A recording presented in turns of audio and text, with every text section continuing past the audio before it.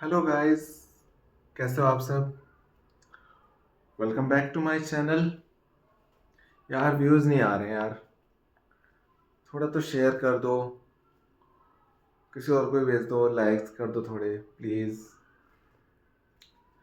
पहला बंदा जो व्यू देखेगा ना, सब कुछ उस पर डिपेंड है। वो आगे भेजता चला जाए और उसके बाद जैसे जैसे भेजेगा वो उन सब पे डिपेंड रहेगा। करो, आप भी अगर कर रहे हो तो आप मुझे बताओ, मुझे फॉरवर्ड करो।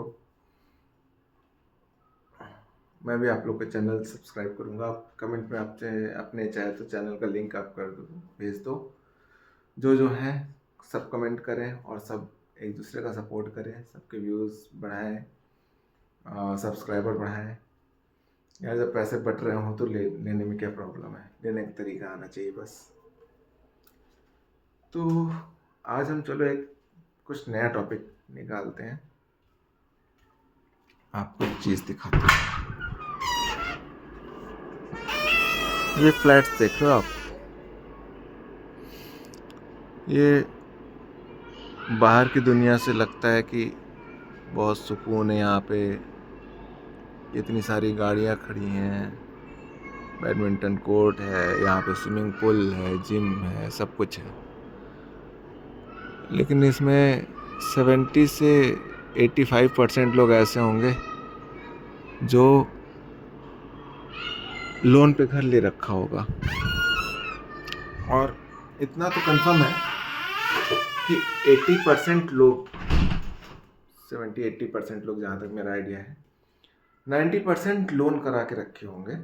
सिर्फ 10% पेमेंट, डाउन पेमेंट दिया होगा उन्होंने। मैं आपको एक छोटा सा कैलकुलेशन बताता हूँ, बाकी डिसीजन आपका है।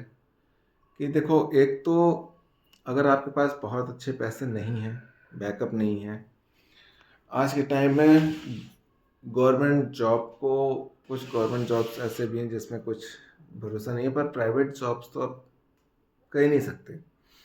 आज जॉब है, कल नहीं है, क्या होगा कुछ नहीं कह सकते। तो मेरी मानो आप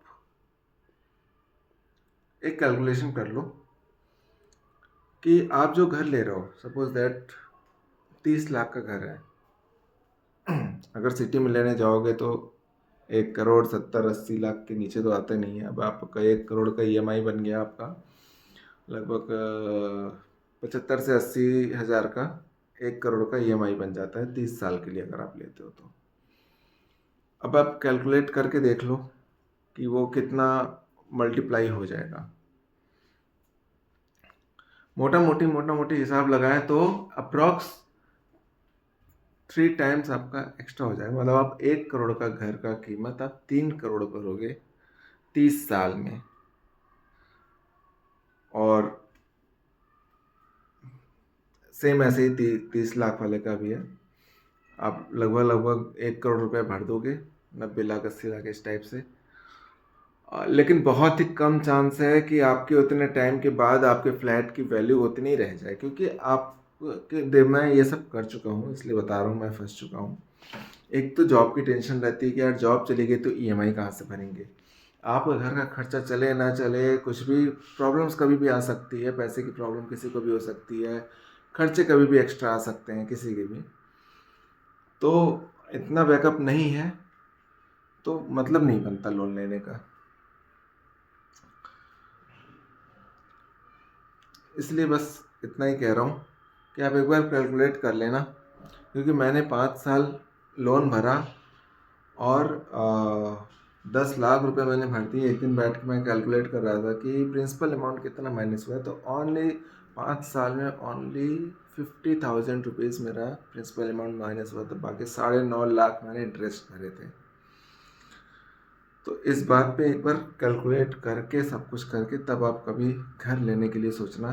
लंबा प्रोसेस है। खुशी सबको होती है कि अपना घर हो, अपनी गाड़ी हो, लेकिन उस खुशी के चक्कर में जो कैलकुलेशन लोगों को करनी चाहिए वो कोई जल्दी करता नहीं है। सब होता नहीं यार घर होगा तो ठीक रहेगा, बहुत बड़ा ट्रैप होता है। और घर लेना भी है तो खुद का कहीं ज़मीन लेके उस पर आप घर बनाइए। फ्लैट्स में इन्वेस्टमेंट ठीक नहीं है। एक नया प्रोजेक्ट आ जाता है, आपके फ्लैट्स का वैल्यू डाउन होने लगता है आसपास के एरिया में अगर कोई नया प्रोजेक्ट आ गया तो।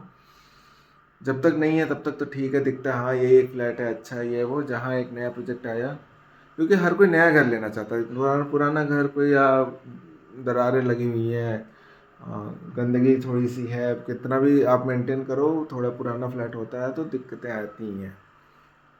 तो हर कोई नया लेने की सोचता है कि मैं नया